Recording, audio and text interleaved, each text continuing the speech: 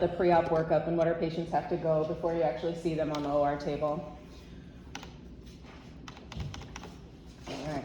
So just as you introduced to our team, but you know them, it's mostly me that you guys don't know. Let's see.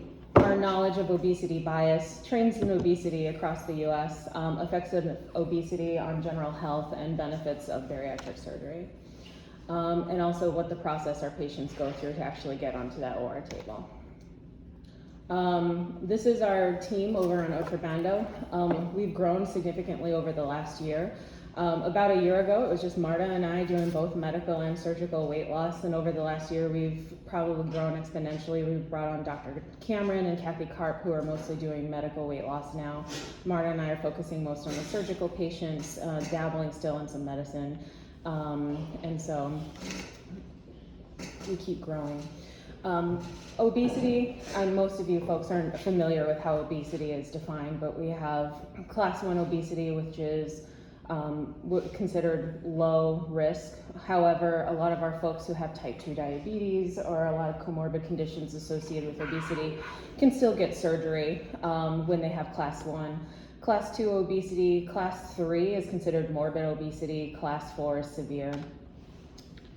I just wanted to take a moment to consider healthcare obesity bias. A lot of us have heard people who are going to surgery, they're taking the easy way out. Why can't they just diet and exercise? A lot of our patients come into our office and they tell us that they are really uncomfortable talking about their weight with their medical providers because a lot of times they'll see their providers and it's just diet and exercise, you'll be all right. Go on that low carb diet and why don't you just take an extra walk and you'll be fine.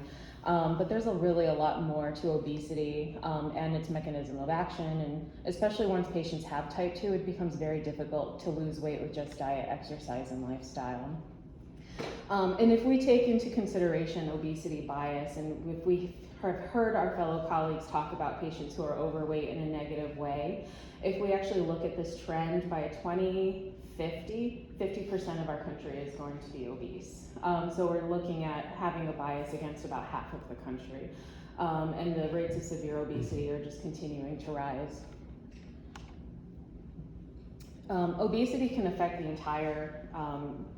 our entire system, from the brain down to our toes. Its effects on inflammation can affect every part of our body, including our vascular system, our heart. There's a lot of discussions lately about obesity increasing insulin resistance, and insulin itself being a growth hormone, which increases risk for cancer. The rate of weight regain after interventions. This is a study done that actually looked at just lifestyle change. They asked patients who are overweight to undergo diet and exercise interventions, and essentially at the end of the day, it's showing that there is a significant rate of weight regain and recidivism, even when people really try just lifestyle intervention. And it's not very effective. A lot of people can't maintain that lifestyle intervention without a little bit of extra assistance. As I was talking, there's a lot of look into how cancer is affected by obesity. And there are significant high rates in patients who are obese who get obesity-related cancers, and there's a lot of talk about how that's related to insulin resistance and increased rates of insulin. Patients who've undergone bariatric surgery have a significantly lower rates of cancer post-operatively in compared to patients who did not go bariatric surgery. 2 years ago at the ASMBS, the whole talk, the theme of the ASMBS conference in Dallas was lowering cancer through bariatric surgery because we're seeing such lower rates of cancer. And there's been a lot of talk, I'm sure you guys have heard about people doing intermittent fasting. One of the themes too about diet during that conference was how intermittent fasting can actually lower insulin resistance and can also help with cancer-related mortality if people have insulin resistance as well. So they were saying how done properly, intermittent fasting can actually be effective for helping with insulin resistance. Let's see, bariatric surgery versus intensive medical therapy for diabetes. As of the last 10 years, the American Diabetes Association has actually jumped on board with bariatric surgery. And this study looked at Roux-en-Y versus the sleeve versus medical therapy alone. Ultimately, just to summarize, the Roux-en-Y gastric bypass was more effective than any other intervention in helping reverse and improve type 2 diabetes. The sleeve gastrectomy was next, and medical therapy alone only was effective in 2 out of 38 patients that were in this study, in helping lower and prevent type 2 diabetes. The ADA really does endorse metabolic surgery, especially if patients who have type 2 with a BMI over 35. However, a lot of insurance companies are seeing the improvements in type 2 and are now approving bariatric and metabolic surgery with BMIs greater than 30. All right. This was just another study that looked at the Roux-en-Y versus sleeve, and essentially the Roux-en-Y, because of how the mechanism behind it, it's actually a malabsorptive procedure, can help improve type 2 diabetes over the long run and prevent relapse. So our patient selection criteria, sometimes we think that the patients who are on that table just kind of came and they decided to have surgery yesterday and here they are, voila, they're on that table. However, our patients, we really do go through their charts with a fine-tooth comb. We try to make sure that they're the ideal candidate for having surgery with us. We want to make sure that their BMI is 35 with comorbid conditions or greater than 40 without. If they have 35, comorbid conditions are either high blood pressure, metabolic syndrome, dyslipidemia, arthritis, sleep apnea, and even certain types of joint discomfort and pain can count. The ASMBS is now endorsing a BMI of 35 regardless of the presence of comorbid conditions. However, we still need to rely on insurance companies to approve that. Again, certain insurance will cover it if you have type 2 diabetes. Husky in Connecticut will actually also cover insulin resistance and metabolic syndrome with a BMI of over 30. So if we get an elevated insulin level, dyslipidemia, and hypertension, they could potentially qualify if they have Husky in Connecticut. Asian populations, we see obesity-related comorbid conditions happening as low as BMI of 27, which is considered overweight. However, those folks really do benefit from some metabolic procedures, especially if they're having comorbid conditions. One of the big thing that we take into account and we look for when we get referrals over for metabolic surgery is whether or not they have had stable mental health conditions. We look to see if any self-harm behavior, personality disorders really have that tendency for self-harm oftentimes. So we really do comb the charts and we look to make sure that they don't have any unstable mental health conditions. There's no specific diagnosis right now that will exclude people from surgery, but we really are looking to make sure that they are stable, that they're in current treatment, and that their current treatment is doing good for them. They absolutely have to be nicotine-free for 3 months. That is vaping, chewing, smoking, however they take it, it has to be completely nicotine-free. Patches included, gum included, for 3 months, and we check that through the serum to make sure that they're clear before they enter surgery. And the reason for that is that we see increased nicotine causes stomach ulcers, and it's a very direct correlation. So those folks need to be free of nicotine for 3 months. How the nicotine test, how far back does it stay in the system when you're testing? 1 month, because not only do we check nicotine, which hangs out for about a week, right? The nicotine, the cotinine, which is the byproduct of nicotine, sticks around for about a month. So you test them once a month for 3 months before surgery? We're actually doing about 3 months. We have them call in and say this is my quit date, and then we go out 3 months and we're checking them. Okay. Yeah. So potentially, but most folks don't know that it hangs around. I'm not telling patients, oh, this is in your system for a month. I tell them they have to be free for 3 months, and I say, call me when you're completely done. I'm talking done with patches, done with gum. Let me know your quit date, and then we pull them out 3 months. What's your practice? Are you doing pretty much the same? It's a surprise. It's a surprise.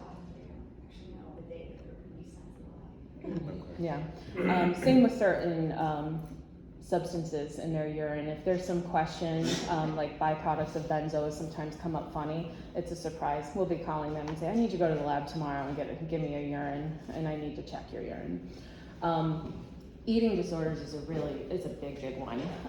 There are some studies that show that binge eating disorder is as common as 25 to 50% of patients who are seeking bariatric surgery. So that's among the things that we need to see that is stable. The ASMBS has some mixed guidelines on whether or not people should have bariatric surgery with binge eating disorder. The most recent guidelines are saying yes, because binge eating is a chronic relapsing condition and obesity is a chronic condition, and those folks should be given some consideration. But I think we're fairly selective on whether or not we move forward, and we really do. Same thing as depression or any personality disorder. We want to see that that is very stable and it's been treated. If we have people who have binge eating and they have not had treatment, we're not moving forward until they really consent to having some therapy under their belt. Grazing behaviors, I put an asterisk next to that because we see that post-operatively as almost a eating disorder in its own in people who have had bariatric surgery, that they sort of pick up grazing as a compensation. And we see that with some weight regain, and that has to be addressed as well. So people who are looking to come back in because they've gained weight and they want a revision, we have to address those behaviors too. We need people to have really good social supports in place. We have a lot of folks, if anybody's watched My 600-Pound Life, you see that their partner is driving them home and going through the drive-thru, and they're saying, oh, hey, I know you just had surgery, but I'm gonna eat this burger in front of you. There are a lot of situations where we have partners that are uncomfortable with their new partner's lifestyle. If they did this together and they gained weight together, they've had this bad lifestyle together. Now all of a sudden, one has decided to get healthy while the other one is still not doing that. We need to make sure that both are on board and that they don't have somebody trying to sabotage their efforts.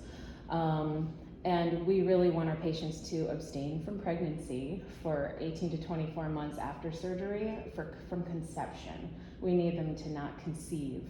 And the purpose of that is the rapid weight loss post-operatively can either cause birth defects in the baby, but generally, women's body preserves the baby at the expense of the mom, and it's usually the mom that becomes malnourished and gets very sick during pregnancy. It happens. A lot of women who have PCOS think they just can't get pregnant, and so we definitely do get surprise pregnancies post-op, but we really ask and we reinforce and drive it home that we need them to use a backup method and not get pregnant for 18 to 24 months. So our workup is about a 6-month workup from start to finish. Patients have to be seen by a dietitian. They need to see behavioral health. Certain patients need to see cardiology. 100% of our patients do a barium swallow. Certain patients do endoscopy, and certain patients go for sleep apnea. This is driven by insurance, and that is, it depends what insurance covers, but generally our patients have to go through this workup. Some of our patients who have no comorbid conditions can kind of get through faster, but in general, at our office, it takes about 205 days for patients to actually be cleared for surgery from the day of seminar to the actual day that they're on that OR table. So no other surgery requires this level of workup and this level of preparation. So the folks that are going through our program really have gone through quite an extensive workup before we actually clear them for surgery.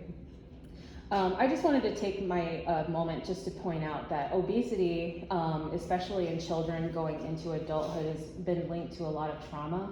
We hear a lot of cases in our office where patients will say, I was sexually molested. I decided as a child that food was going to be my way of no longer being attractive to my abuser, so I used food as a support system.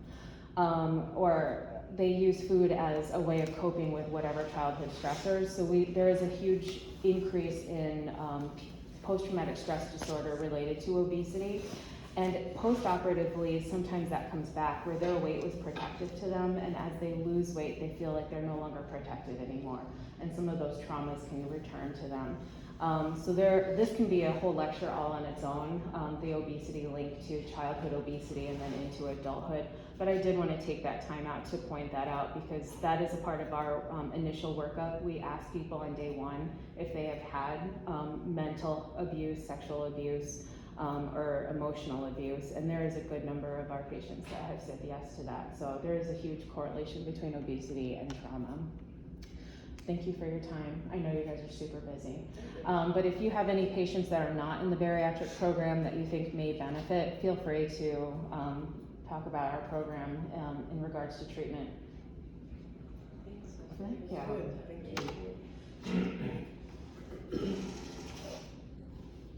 Is Joey still on? Yeah. So we were thinking about just doing a